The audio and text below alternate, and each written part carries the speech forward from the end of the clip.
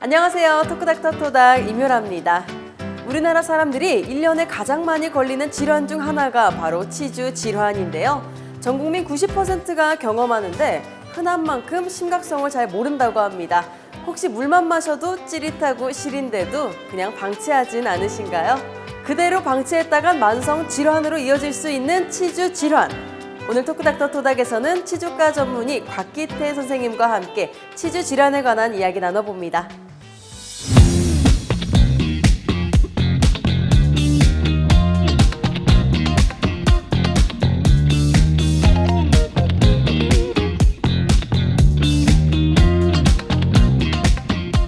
선생님 안녕하세요. 네, 안녕하세요. 네, 오늘 또 주제가 치주 질환이잖아요. 네네. 근데 또 보통 잇몸 질환이라고 하면은 치은염, 그리고 잇몸병, 치주 질환 이런 걸 많이 얘기하시는데 네. 다 같은 치주 질환이라고 봐도 될까요?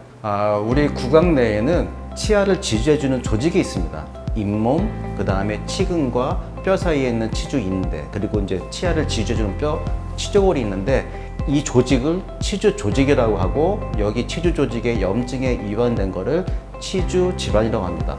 이 치주 질환에는 두 가지가 있는데 연조직, 즉 치은에만 염증이 있는 경우를 치은염, 그 다음에 더 이게 악화돼서 치은염이 악화돼서 치조골까지 이완이 되면 치주염. 그래서 이 두 가지로 구분됩니다. 네. 그래서 치아 건강이 오복 중에 하나라고 하잖아요. 그만큼 네. 또 저희가 중요하게 관리해야 될 것 같은데 네. 또 그에 따라서 궁금증도 많으실 것 같아요. 네네. 저희가 그래서 준비했습니다. 네. 네, 궁금증 무한무한 베스트 3 지금 시작합니다.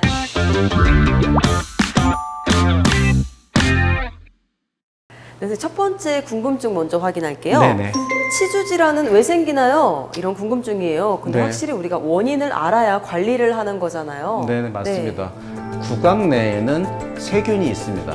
이렇게 세균이 있는 거를 상주균이라고 하고, 이 상주균들은 개인차는 있지만 300에서 400가지 종류가 있고 그 수는 1억 수 넘게 있습니다. 이 세균들을 컨트롤할 수가 없기 때문에 이제 매번 양치를 통해서 세균의 수를 줄이게 되고, 이 줄인 세균들은 면역 반응 밑에서 놀게 해서 우리 몸이 건강을 유지할 수 있게 됩니다. 그래서 이 세균들 때문에 이 치주 질환이 생기기 때문에 이 세균 수를 컨트롤하는 것이 제일 중요합니다. 네, 선생님 이제 바로 두 번째 궁금증 살펴볼 텐데요. 치주 질환의 증상에는 어떤 것들이 있나요? 이런 궁금증이에요. 첫 번째, 잇몸이 붓고 피가 납니다. 그러니까 우리가 양치할 때 환자분들이 선생님 저 양치할 때 피 나요. 한번 봐주세요 그러거든요. 잇몸이 붓는 거하고 이제 양치같이 이제 자극을 주면 그 혈관이 터져서 피가 나는 경우인데, 이제 초기 증상은 이런 증세가 되고요. 이걸 이제 치료를 안 하고 더 방치한다면 치조골이 녹게 됩니다. 이제 그건 이제 치조골이 녹으면 치주염인데, 이때는 치아가 흔들리게 되고 원래 위치보다 다른 위치로 움직이게 됩니다. 근데 이런 경우에도 원래 위치대로 치아를 옮겨놓고 치료를 마무리 짓는 게 중요하기 때문에 전문가와 상담하는 게 바람직합니다. 네, 두 번째 궁금증도 이렇게 잘 해결해 주셨는데요. 바로 세 번째 궁금증 확인해 보겠습니다. 치주 질환을 더 조심해야 하는 위험군이 있나요? 이런 궁금증이에요. 근데 우리가 다 비슷하게 관리했는데도 유독 더 조심해야 하는 위험군이 있는지도 궁금하거든요. 이제 효율적으로 관리를 하고 뭐 정기점검 받는 분들은 이상이 없는데, 전신질환이 있는 분들은 좀 특히 더 주의를 기울여서 관리가 필요합니다. 일례로 당뇨가 있다거나 이런 분들은 치주질환과 굉장히 밀접한 관계가 있습니다.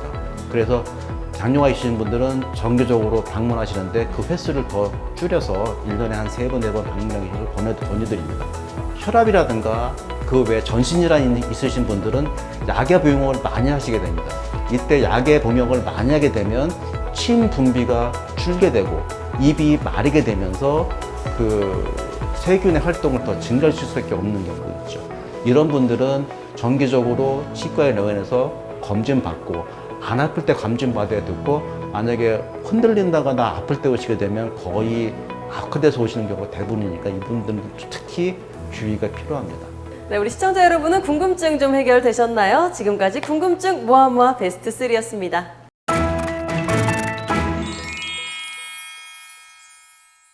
네, 네, 선생님 치주 질환이 어느 정도 초기 증상이라면 칫솔질만 잘해서 우리 어느 정도 회복이 가능한가요? 이런 이제 초기 치은염이라면 스케일링을 하는 게 정상이지만 만약에 내가 바빠서 치과 내원이 못한다면 적절한 그 양치질이라든가 효율적인 치실 사용으로도 염증을 좀 줄일 수가 있습니다. 치과에 내원하면 스케일링을 한 다음에 나에 맞는 양치 방법이라든가 치실 방법을 배우는 것을 권유드리고 조금 내가 바빠서 치과 내원을 못할 때에는 적절하고 효율적인 양치 방법이 초기 치은염을 줄이는 치료 방법으로 사용할 수가 있습니다. 네, 이렇게 또 많은 궁금증까지 해결해 주셨는데요. 이번에는 환자분들의 실제 사연에서 솔루션을 찾아보는 시간입니다. 네. 선생님께서는 잘 듣고 진단과 처방을 내려주시면 됩니다. 네, 알겠습니다. 토닥토닥 솔루션 시작합니다. 네, 첫 번째 사연부터 만나볼게요. 네, 안녕하세요. 저는 28살 직장인입니다. 며칠 전부터 사랑니 쪽 잇몸이 욱신거리고 피가 나서 치과에 가니까 치주염이라고 하더라고요.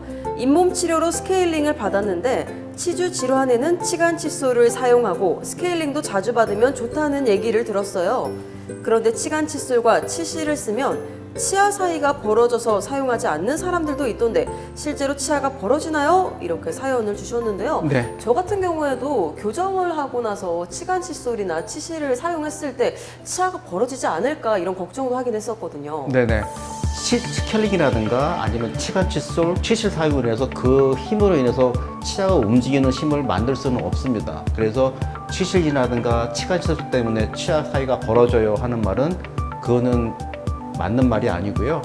이제 문제가 뭐냐면 염증으로 인해서 치조골이 녹아나가면 녹아나간 만큼 잇몸이 줄어들게 됩니다. 보이는 원인이 뭐냐면 치조골이 녹아 내려간 만큼 그 위치에는 치석이 붙어 있습니다.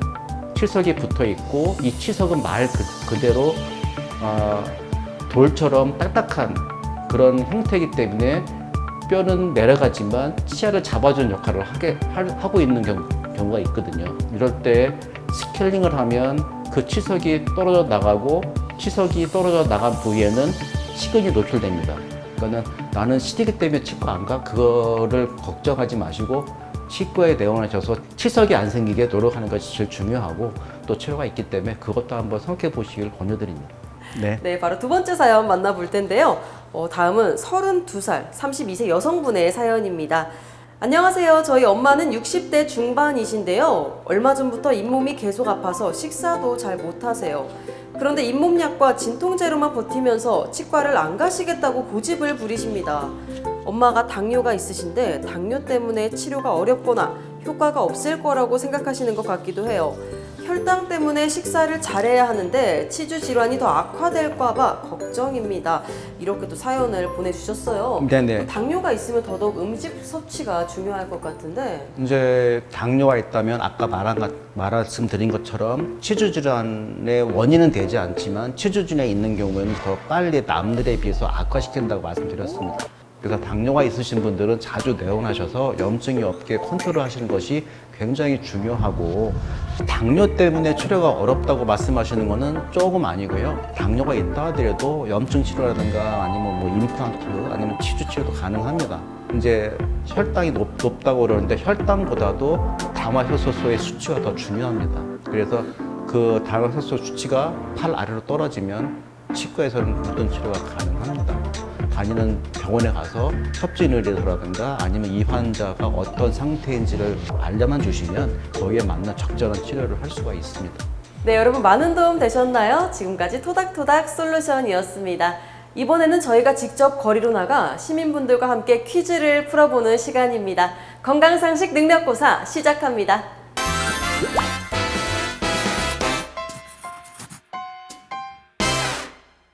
네, 선생님 첫 번째 문제 주시죠. 스케일링을 하면 치아가 갈라지거나 얇아진다. 맞다면 O, 아니면 X를 선택해 주시면 되겠습니다. 첫 번째 문제부터 헷갈리는데요. 네. 네, 우리 시민분들은 어떻게 답변을 해주셨을지 화면으로 만나보시죠. 네.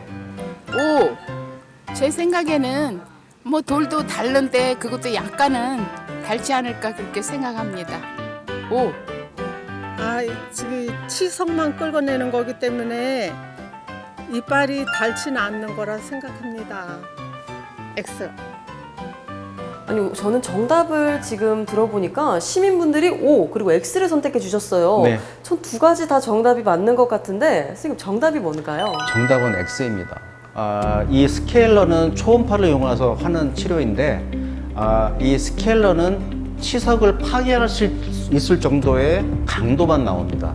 치아에는 좀 치아에 바로 닿는다면 통증을 유발할 수가 있지만 치아를 깨트린다거나 치아를 갈라지게 한다거나 그렇게는 할 수가 없습니다. 그러니까 요 정답은 X입니다.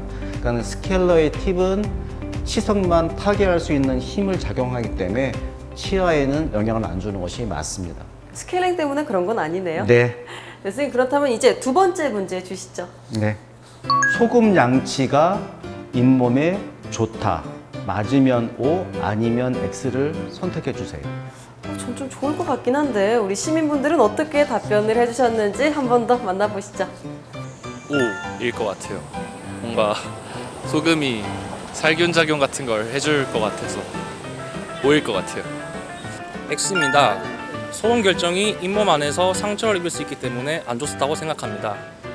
네, 아니 저는 원래 소금 양치가 좋을 줄 알았거든요. 왜냐면 네. 예전에 할머니가 화장실에 붉은 소금을 놓고 사용하셨거든요. 네. 근데 시민분들 말 들어보니까 약간 손상이 될 것 같기도 해요. 소금 양치가. 네. 선생님 어떤가요? 저는 세모라고 하겠습니다. 세모요? 네. 소금을 구강에 넣어서 이렇게 문지르게 되면 상처를 나기 때문에 그거는 안 되고요. 그리고 소금을 이렇게 풀어서 구강을 양치한다 그러면 하지 않는 것보다는 좋습니다. 하지만 요즘에는 더 좋은 구강 세정액들이 많이 나옵니다. 그리고 치약도 좋은 게 있기 때문에 옛날에는 치약도 변변치가 않았고 구강 세정액이 없을 때에는 적절한 방법일 수가 있겠지만 현재에서는 좋은 세정액도 많이 나오고 좋은 치약도 많이 나오기 때문에 굳이 양치를 할 때 소금물로 한다? 저는 조금 안 하길 권해드리고 그렇게 열정이 있으신 분들은 더 좋은 치약을 쓰신다거나 아니면 더 좋은 세정액을 쓰는 게 맞는 말일 것이고 그거는 이제 한 방법이지만 더 적절한 효율적인 양치 방법이라든가 치간 칫솔, 칫솔 사용이 더 중요합니다. 네, 시청자분들은 정답 많이 맞추셨나요? 지금까지 건강상식 능력고사였습니다.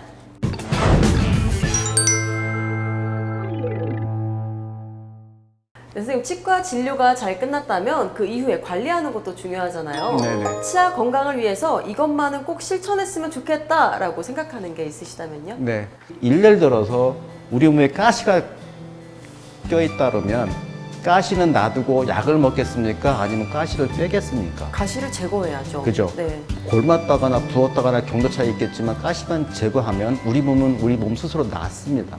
그런 것처럼 구강 내에 치석이 있거나 치태가 있어서 잇몸이 안 좋거나 구강 위상이 안 좋은 경우는 치태와 치석을 제거하고 아물기 정도는 개인 차에서 틀리겠지만 자연스럽게 나을 겁니다. 다시 한번 말씀드리면 적절한 양치질과 치관치료 사용, 그 다음에 정기적인 치과 내원과 검진, 그리고 이제 전신질환이 있다거나 당뇨가 있다거나 아니면 진짜 뭐 요양병원에서 잘 못 닦으시는 분 같은 경우는 이분들은 수시로 오셔서 관리를 받기를 권유드립니다.